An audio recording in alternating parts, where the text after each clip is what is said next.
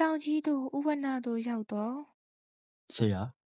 ဟိုတရားအခန်းနံပါတ်108မှာပါအေးကွာပစ္စည်းတော်လိုက်ဒီနာစူပါမားကက်ခဏတော့လောက်အောင်ပါ စူပါမားကတ်ထဲတွင် ဘာဝေရင်ကောင်းမလဲ ထိုအချိန်ရုတ်တရက်ပိုင်ဒုက္ခကိုတွေ့ရရသည် ဟင် ပိုင်း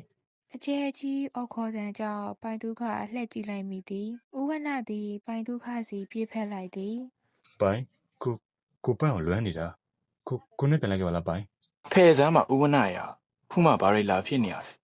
ခံမနဲ့ကျုပ်ဇလန်းကပြီးသွားပြီအချင်းတော်တို့ခမရရင်လာမနေနိုင် ကိုနော်လာရပါပြီပြန်လိုက်ခဲ့ပါနော်ပိုင်းနော် ထို့သောနှင့်ဆွဲခေါ်နေတော့သည် ခမရလွတ်တော့ဥဝနကျွန်တော်អော်လိုက်ပါ ဟေးလူပိုင်းရက်လောက်ကိုလွတ်လိုက် မောင် မင်းကဘယ်သူမို့လဲ ပိုင်းချစ်သူ ဘာမဖြစ်နိုင်ဘူးပိုင်းကငါ့ကိုလိန်ရမ်းရှိတာမင်းလိန်နေရ ဟုတ်တယ်ဥဝနမောင်ပြောတာအမှန်တွေကြီးပဲမောင်ကကျုပ်ရှိတယ်လာမို့သွားမယ် မဟုတ်ဘူးပိုင်းလိန်နေရကိုတော့ပြန်မလိုက်ရှင်တော့ပိုင်းလိန်နေတာ ထို့နောက်ဥဝနလည်းမြည်ရည်တွေနဲ့ပဲဟိုတယ်သို့ပြန်လာခဲ့ရတော့သည်